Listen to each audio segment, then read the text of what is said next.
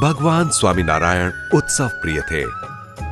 वे विशाल पैमाने पर भक्ति महोत्सवों का आयोजन करते रहते थे, जिसमें सहभागी होकर देश प्रदेश के संतों हरिभक्तों को सेवा भक्ति का अवसर एवं आध्यात्मिक ज्ञान मिलता था। एक बार सारंगपुर के रंगोत्सव में उन्होंने रास उत्सव का भी आयोजन किया था। इसके साथ ही कबीर जी का पद गाया जा रहा था। जहाँ सद्गुरु खेले वसंत, परम ज्योति जहाँ। सभी संत और भक्त आनंद मग्न होकर रास खेल रहे थे।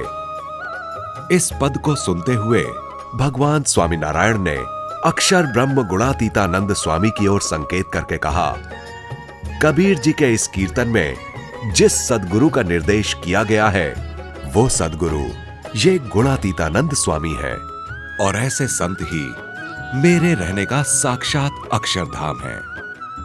भगवान स्वामीनारायण के मुख से अक्षर ब्रह्म गुणातीतानंद स्वामी का ये महिमा गान सुनकर संत हरिभक्त आनंदित हो उठे। जहाँ सद्गुरु खेले वसंत।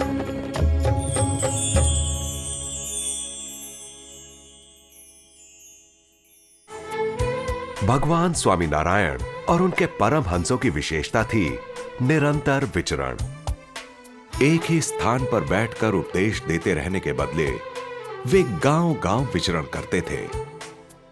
रात दिन, धूप छांव, भूख प्यास, सुविधा असुविधा, इन सब से परे रहकर वे केवल भक्तों के भाव की पूर्ति करते थे।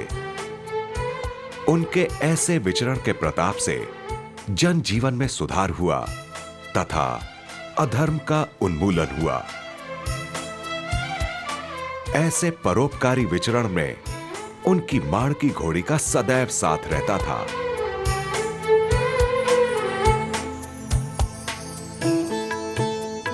भगवान स्वामीनारायण के विचरण से अनेक लोगों में उच्च कोटि के धर्म, ज्ञान, वैराग्य एवं भक्ति का उद्भव हुआ था। ये हैं बधिया गांव के डोसा भाई। भगवान स्वामीनारायण के मात्र एक पत्र भेजने पर वे अपना कारोबार, कुटुंब, परिवार तथा बेशुमार धन दौलत छोड़कर साधु बन गए थे। जनक जैसे जल कमलवत ऐसे विदेही भक्तों को देखकर सभी लोग आश्चर्य में डूब जाते थे और भगवान स्वामीनारायण की विशेष महिमा समझते थे।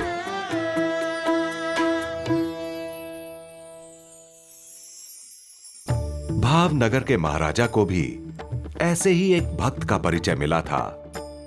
भगवान स्वामीनारायण की शोभा यात्रा भावनगर में निकली हुई थी। उसे देखने के लिए विशाल मानव मेदिनी उमड़ पड़ी थी। महल के झरोखे में खड़े हुए भावनगर नरेश वजय सिंह जी भगवान का दर्शन कर रहे थे। उनकी दृष्टि भगवान स्वामीनारायण ने पहने हुए अंगरखे पर पड़ी। मखमल के कपड़े पर सोने के तारों से जरी कढ़ाई का कार्य तथा सूर्य चंद्र की आकृति बड़ी बारीकी से जड़ी गई थी। इस कलात्मक अंगरखे ने राजा के मन को मोह लिया। ऐसा अंगरखा बनाने वाला कौन होगा, महाराज सोचने लगे।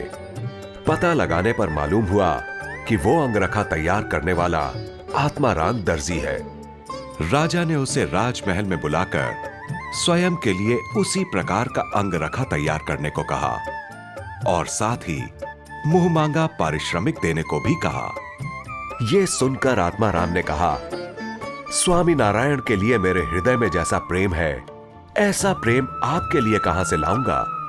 इसलिए ऐसा अंगरखा आपके लिए नहीं बन सकता।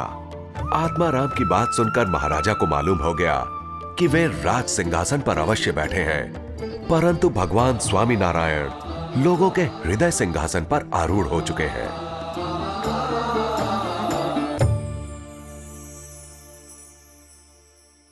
स्वामीनारायण संप्रदाय के पवित्र वातावरण के संसर्ग में जो कोई भी आता था, उसकी विकृतियां जैसे स्वतः नष्ट हो जाया करती थी।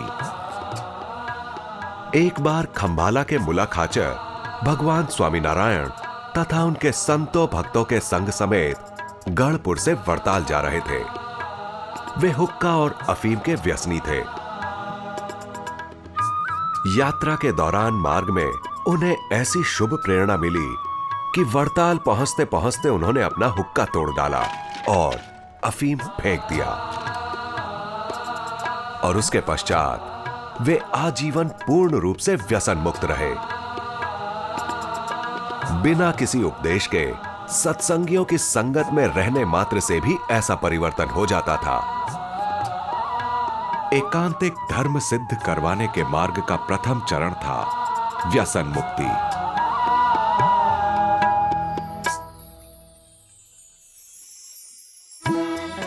अपने प्रेमी भक्तों के स्नेह पास से मुक्त होना भगवान के लिए भी कठिन हो जाता था। एक बार भगवान स्वामी नारायण गढ़पुर से वड़ताल जाने के लिए तैयार हुए। उन्होंने अपनी माणकी घोड़ी पर विराजमान होकर हाथ में लगाम पकड़ी और सभी को जय स्वामी नारायण कहते हुए राश खींची। पर यह क्या, माणकी आगे बढ़ने का नाम ही नहीं ले रही थी। इशारे भर में समझ जाने वाली माणकी इतनी हठीली कैसे बन गई? वास्तव में माणकी जीवुबा और लाडूबा के प्रेम बंधन में बंध गई थी। भगवान स्वामी नारायण ने माणकी से उतरकर उन दोनों बहनों से अनुमति मांगी और जब उन्होंने अनुमति दी तभी माणकी गढ़ड़ा से प्रस्थान करने के लिए तैयार हुई।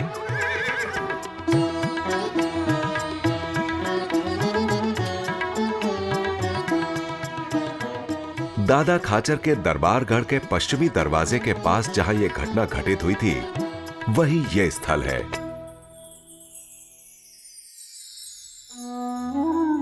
ये है महान अष्टांग योगी गोपालानंद स्वामी।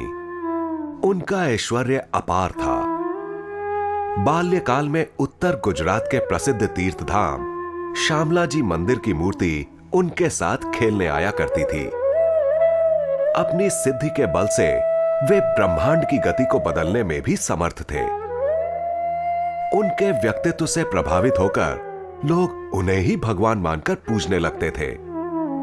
एक बार एक ब्राह्मण सत्संगी ने शर्त लगाई कि अगला सूर्य ग्रहण नहीं दिखेगा और यदि दिखाई पड़ा तो वो अपना सिर कटवा देगा। परंतु पंचांग के विशेषज्ञ ज्योतिषियों ने भविष्यवाणी की कि सूर्य ग्रहण जरूर दिखेगा। अपनी भूल का एहसास होने पर वो चिंतित होकर गोपालानंद स्वामी की शरण में आ पहुंचा।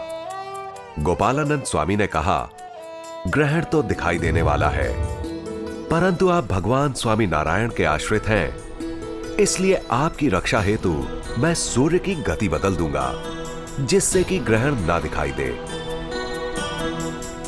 गोपालानंद स्वामी के आशीर्वाद से सूर्य ग्रहण नहीं दिखाई दिया और उस सत्संगी को नवजीवन मिला। ऐसे अनेक सामर्थ्यवान परमहंस थे जो स्वयं भगवान की तरह पूजे जा सकते थे, किंतु उन सब ने स्वामी नारायण को पूर्ण पुरुषोत्तम भगवान जानकर उनकी आज्ञा अनुसार ही जीवन व्यतीत किया था।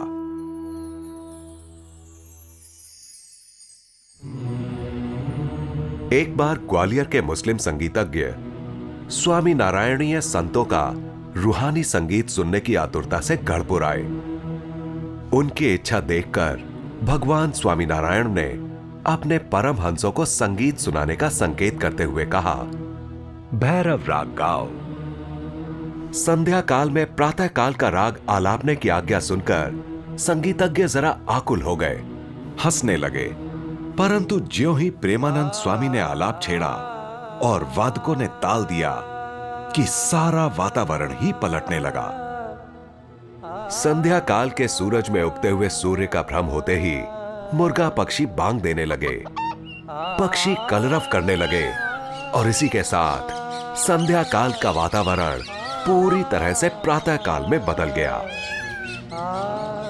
मुस्लिम संगीतज्ञों के मुंह से एकाएक निकल पड़ा, सुभान अल्लाह, सुभान अल्लाह। उन संगीतज्ञों ने वातावरण के अनुसार राग गाने वालों को बहुत देखा था, किंतु राग के अनुसार वातावरण को बदल देने वालों के दर्शन आज पहली बार उन्हें नसीब हुए थे।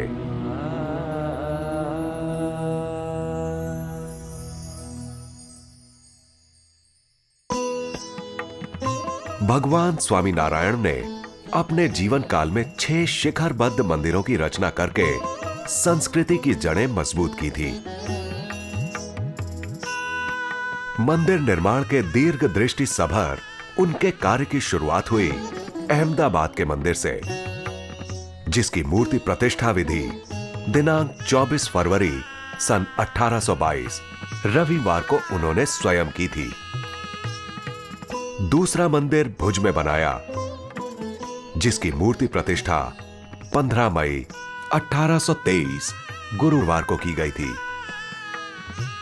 तीसरा मंदिर वड़ताल में बनाया, जिसकी मूर्ति प्रतिष्ठा 3 नवंबर सन 1824 बुधवार को की गई थी।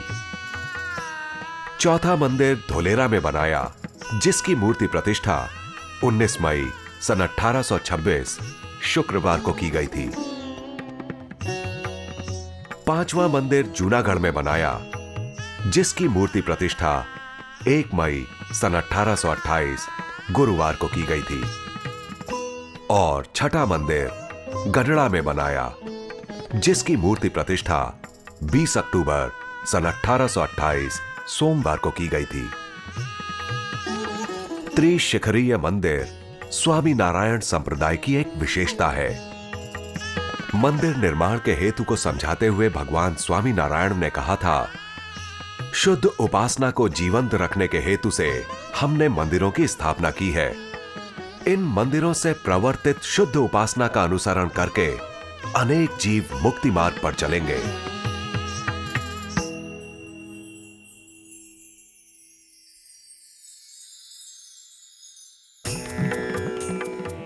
मंदिर निर्माण के दौरान प्रारंभ से लेकर उसकी प्रतिष्ठा होने तक की अनेक सेवा में भगवान स्वामीनारायण स्वयं जुड़ जाते थे।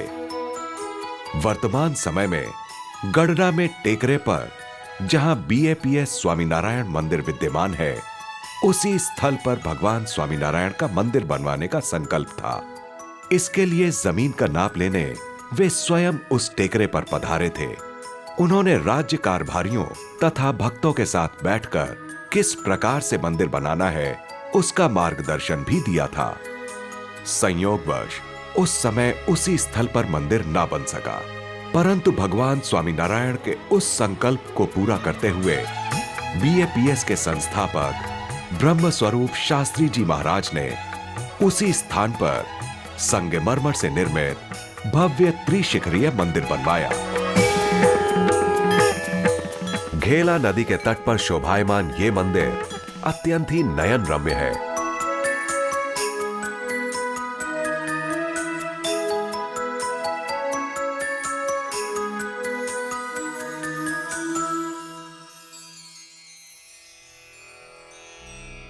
गढ़ड़ा में टेकरे पर मंदिर का निर्माण कार्य रुका हुआ था। तब दादा खाचर ने उनके दरबार गढ़ का दक्षिणी भाग मंदिर निर्माण के लिए समर्पित किया। इसके बाद वहां पर बड़े उत्साह से मंदिर का निर्माण कार्य प्रारंभ हो गया। पत्थरों का ढेर इकट्ठा होने लगा। अपनी अपनी समझ और शक्ति के अनुसार भक्तजन सेवा में जुड़ गए। कोई चक्की पीसता, कोई पत्थर लाता, कोई पत्थरों की गढ़ाई करता, कोई मिट्टी भर लाता, और इसी प्रकार से सभी लोगों की विविध सेवाओं के फलस्वरूप मंदिर खड़ा होने लगा। सभी के साथ भगवान स्वामीनारायण भी अपने सिर पर स्वयं पत्थर रखकर लाते थे। स्वयं भगवान को ऐसी कठोर सेवा करते देख अन्य सभी भी अपनी थकान भूल जाते थे। स्वामीनारायण संप्रदाय के मंदिर उनकी सेवा के साक्षी हैं।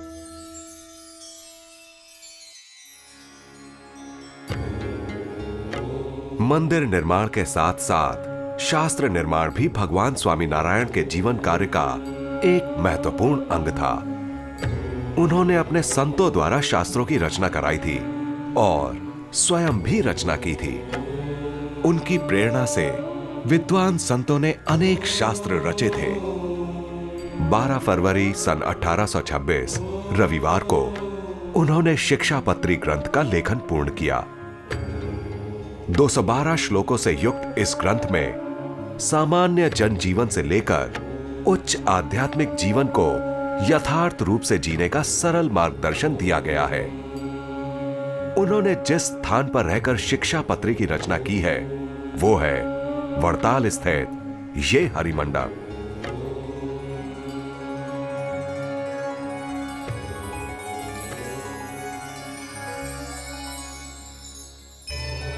वचनामृत स्वामी नारायण संप्रदाय का मुख्य ग्रंथ माना जाता है। इसमें भगवान स्वामी नारायण के 273 उपदेशामृतों का संकलन समाविष्ट है। भगवान स्वामी नारायण ने गडड़ा में अक्षरोरड़ी, लक्ष्मीवाड़ी, दादा खाचर के दरबार, उस दरबार के मध्य में स्थित नीम के वृक्ष, कारियाणी में वस्ता खाचर के दरबार, सारंगपुर में जीवा खाचर के दरबार, पंचाला में झीणा भाई के दरबार, लोया में सुरा खाचर के दरबार, अहमदाबाद के नर नारायण मंदिर, वड़ताल के लक्ष्मी नारायण मंदिर तथा जेतलपुर के महल आदि स्थानों में उपदेशामृतों की वर्षा की है। भगवान स्वामी नारायण की दिव्य परावाणी को उनके परमहंसों ने दस्तावेजी हकीकतों के साथ संपादित करके वचनामृत ग्रंथ की रचना की है। अक्षर रूप होकर पुरुषोत्तम की भक्ति करने का सर्वशास्त्र का सार रूप उपदेश अपने असाधारण निरूपण सामर्थ्य से भगवान स्वामी नारायण ने सरलता से समझाया है। गडड़ा अंतिम प्रकरण के 39वें वचनामृत में वे कहते हैं, यह बात जो मैं कह रहा हूं वो कोई बौद्धिक कल्पना नहीं है अथवा किसी सिद्धि के प्रदर्शन के लिए भी नहीं है। ये हमारी अनुभव सिद्ध बातें हैं। वचनामृत ग्रंथ मुमुक्षुओं को उच्चतम आध्यात्मिक जीवन जीने का अमूल्य मार्गदर्शन देता है।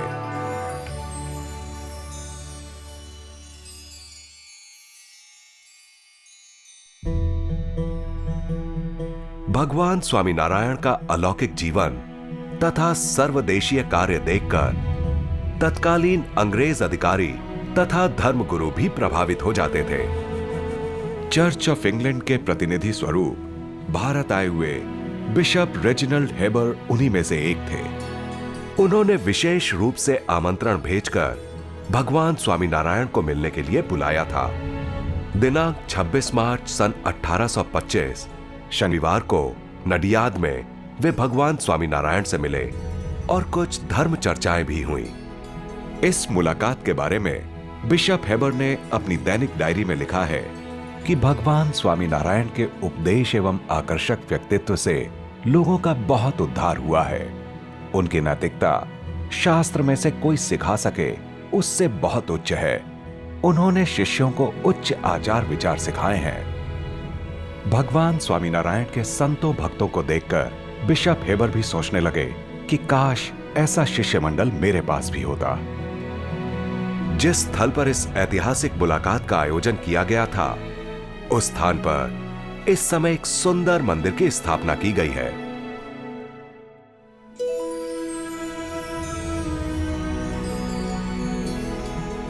दिनांक 26 फरवरी सन 1830 शुक्रवार को राजकोट में अंग्रेज गवर्नर सर जॉन मैल्कम अपने निवास स्थान में भगवान स्वामी नारायण से मिले थे। इसके पूर्व उन्होंने 3 बार पत्र लिखकर भगवान स्वामी नारायण को पधारने का आमंत्रण भेजा था। मुलाकात के दौरान भगवान स्वामी नारायण ने उन्हें शिक्षा पत्री भेंट की थी।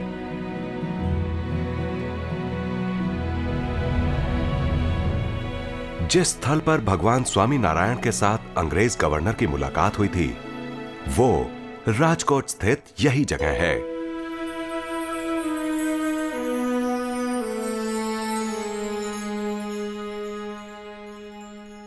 अपने उत्तम भक्त अक्षर ब्रह्म गुणातीतानंद स्वामी को भगवान स्वामी नारायण ने गडरा स्थित अक्षर ओरडी में अपने निकट बुला लिया था। अनंत जीवों को ब्रह्म रूप करके आत्यंतिक मुक्ति देने का कार्यभार गुणातीतानंद स्वामी को सौंपते हुए अपनी जीवन लीला समेट लेने का संकल्प उन्होंने प्रकट किया और गुणातीत के साथ अपना दिव्य संबंध जताते हुए कहने लगे, मीठा वाला केम विसरूं, मारूं तमथी बांधेल तन हो, तरस्या ने जेम पाणीणु भालूं, भूख्या ने भोजन हो। गुणातीत संत के द्वारा पृथ्वी पर सदैव प्रकट रहने का निर्देश देते हुए 1 जून सन 1830 मंगलवार के दिन भगवान स्वामीनारायण ने अपनी जीवन लीला समेट ली। तब उनकी उम्र थी 49 वर्ष।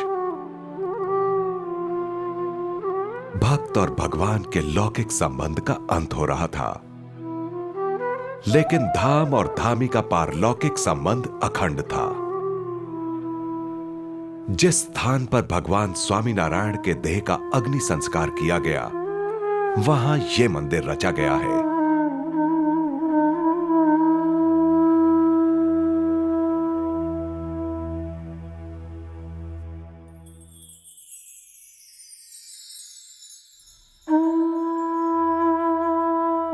भगवान स्वामीनारायण के अंतर्धान होने के पश्चात एक दिन गुणातीतानंद स्वामी बहिर्भूमि हेतु लक्ष्मीवाड़ी में गए थे।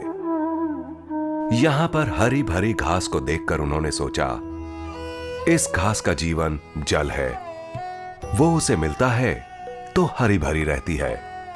उसी प्रकार मेरा जीवन तो भगवान स्वामीनारायण थे, परंतु वे चले गए। इतना सोचने मात्र से वे मूर्छित होकर भूमि पर गिर पड़े। ठीक उसी समय भगवान स्वामीनारायण ने उन्हें दर्शन दिए। अपने हाथ में गुणातीतानंद स्वामी का हाथ लेकर उन्होंने कहा, स्वामी, मैं कहां गया हूं? मैं तो आप में अखंड रहा हूं, अखंड रहा हूं, अखंड रहा हूं। इस तरह भगवान स्वामीनारायण ने दोहराया कि केवल उनके लौकिक देह का अंत हुआ था, लेकिन उनका प्राकट्य यावत चंद्र दिवाकरो पृथ्वी के अंत तक अखंड रहने वाला था, गुणातीत संत के द्वारा।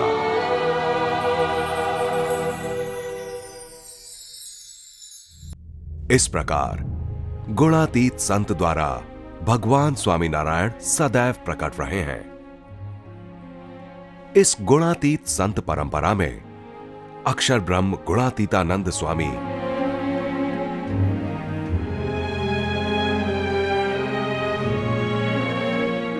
ब्रह्म स्वरूप श्री भगत जी महाराज, प्राग जी भक्त,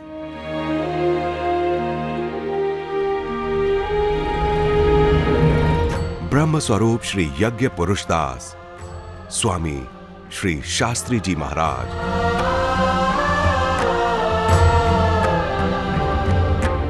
ब्रह्म स्वरूप श्री ज्ञान जीवन दास जी स्वामी श्री योगी जी महाराज,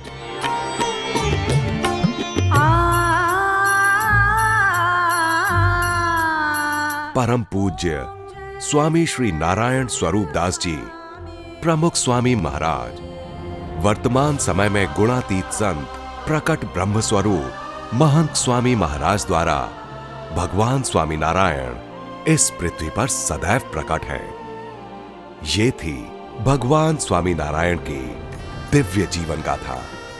उनका दर्शन, श्रवण, स्मरण आप सभी को हर प्रकार से सुख, शांति एवं मुक्ति प्रदान करे, यही अभ्यर्थना।